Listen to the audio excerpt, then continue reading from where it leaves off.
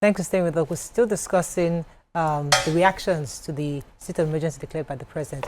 Nima was going to throw in. Okay, as we speak, Serap has taken the president. Sir, are you still there? Can you hear us? Yes, I can hear you, yes. Okay. Serap has taken the president to court on this, and I'm wondering on my own, this is an initial 6-month suspension where the administrator will take control of the state. Is it possible that the issues that birthed this declaration of emergency, of a state of emergency, can be resolved in a much shorter time?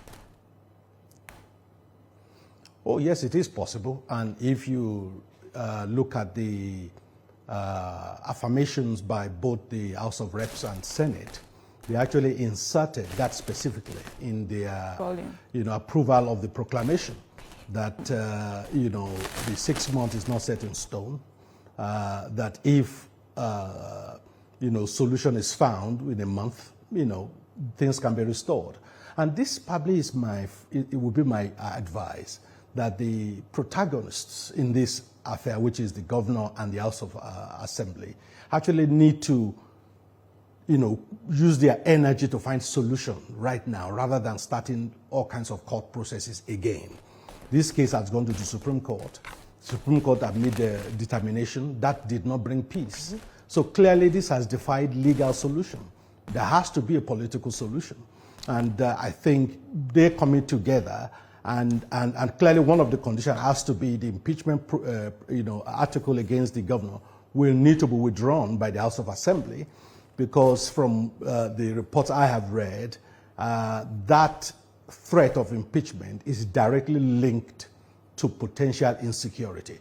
And you have to bear in mind here that when this government came, I'm not speaking for the government, but when they came to power, we know that our oil production was just a little over 1,000 barrels per day.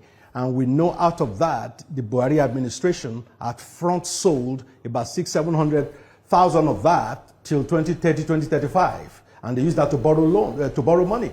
So really, what we had was very small to sell. Now the daily barrel is moving close to 2 million per day. This is not the time to decimate our oil infrastructure for the sake of politics.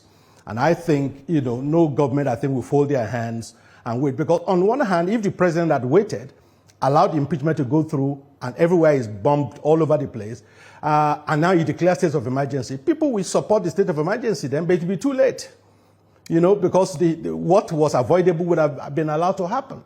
So I think a little bit of trust. Even President Jonathan, I was surprised at his comment because he has access to the president. He has access to what I call these high-level intelligence reports upon which that decision was made. I'm not sure whether he requested to see that before making his comment. Clearly, if all I'm going with is what is in the public domain, I will also think the president acted too hastily. But at my own level, I have access to a few more information than maybe the Joe public, and clearly the president will have access to a lot more. And from what I have seen, there's no way any leader could fold their hands and allow what I saw could happen in the Niger Delta, allow it to happen when it's clearly avoidable. All right. Okay, so for me, I would like to discuss, beyond the legality and constitutionality of this. I feel like it's been much discussed. I would like to, talk about the impact, what the effect of this emergency rule will be immediately and in the long term on governance and economic activities in the state. There are videos of, residents of Rivers State who are upset about this, who are even afraid what this may mean for them, mean for their businesses, them going around, So what do you think, what would you say to the people of Rivers State? How would you tell them to take this information? This is beyond politics, beyond legality and constitutionality, just human interest here. Well, one of the key criticism I have of this government in terms of this whole saga, really, is the appointment of a uniformed individual as the sole administrator. For me, the optics doesn't look good. Retired. There are plenty of qualified non-military people that could be appointed to this role. In 1962, when Akintola was removed, you know, as the, you know, in those days, it was replaced by Chief Maja Kodumi, another civilian. But since we've had military coups, then it seems anytime there's a state of emergency, they always sort of bring these uniformed people back. I don't think that is, because number one, the optics of it doesn't look good, in my view. So the government should take note of that we don't need to be bringing back uniformed people. This is a democratic civilian administration. Well, so was a former, and the he's retired, dominance of right, and the Dr. Omole? subservience of the military to civilian rule needs to be expressed clearly in many ways. Right. But in terms of the people, you know, I would say that, I mean, I'm not quite sure they will see much difference in terms of what's going on. The funds to the state have been released, I was told, right, you know, by the media, you know, reports. So clearly, I think things will go as normal. But I think the key effect here, like I keep saying, is that impeachment that was stopped by the actions of the president is actually going to avoid the inevitable insecurity that was predicted. But the parties need to sit down and fashion a solution here quickly to reduce this length of Dr. state Omole, of emergency. There's a school of thought looking at the political perspective.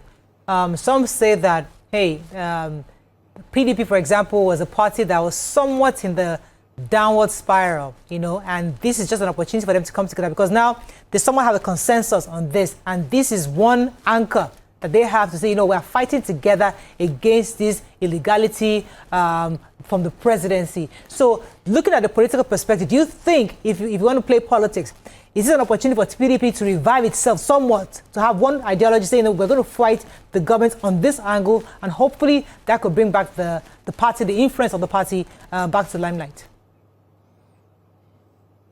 Well, I mean, the problems we've seen within PDP, I think, goes beyond, I mean, just what's happening in one state. I mean, the Supreme Court just resolved who their national secretary should be just last week, I think. So, I mean, the issue around opposition, part of the challenge in this democracy is lack of effective opposition. And I think the reason, clearly many people have said it, is lack of ideological politics in the country. That's why you can, you know, people cross carpet all the time, because political parties have become purely vehicles to attain power, not a collection of like-minded people, so to speak. So I think in terms of the party, yes, it might bring some immediate, you know, appearance of unity, but I think the problem of the party, I think, is much deeper than this. So until they solve that fundamental division within the party, I'm not quite sure whether this will help them in terms of bringing a united front. They might even be united towards this particular issue, but I don't see that necessarily as being united towards everything else in terms of the challenge they have within the party. All right. Okay, just two quick questions. So the first one is, there are many people who are saying that the president has too much powers and that the constitution needs to be reviewed or amended to make it a true federal system of government that we are operating. That's what, do you think that is the way we should be, you know, looking at going, in a way that we adjust the constitution to just make it more federal, right? That's one. Then secondly, what do you foresee for Rivers State after this 6 months has elapsed? After everything, lifts the state of emergency, and then the governor is either recalled back to office, what do you think would be the way forward for Rivers State? Thank you. Well, in terms of the constitution amendment, I agree there are challenges we have with our current constitution. But if the truth is to be told, part of the problem we have in this country is actually the mindset of many of the people in the National Assembly. In the US, you see things like First Amendment, Second Amendment, Third Amendment, 10th Amendment of the Constitution. Yeah. The Constitution could be amended based on just one particular issue you want to fix. But the problem we have in Nigeria is, if you want to fix this little bit of the Constitution, others will now say, okay, for us to support this little bit you want to, you know, change, they will bring their own demand. You know, okay, we need 10 more states, we need 15 more states. So our constitutional amendment in Nigeria is always modeled. It's never focused, you know, on a particular area, you know, and I think that is the problem we are going to have with anything constitutional amendment in this country. It's not focused on a particular area of the constitution or elements you want to change. People bring all manner of, demand, to support any change, and therefore the small change you want to make in the constitution becomes much larger because of all the things everybody else bring in terms of their demand.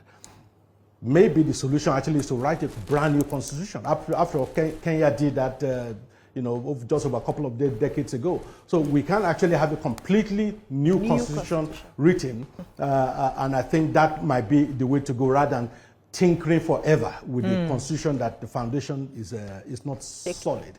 In terms of what happens after the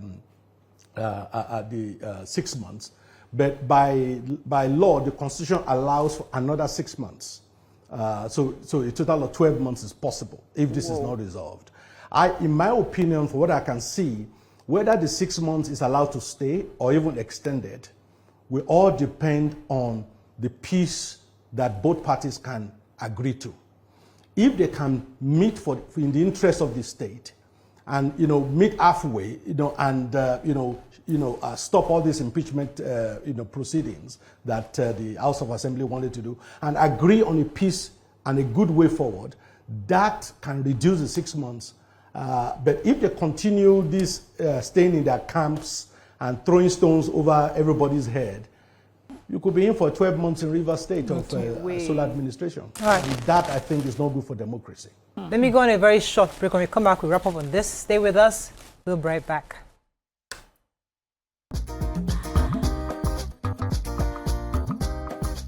Stay tuned. Your View will be right back.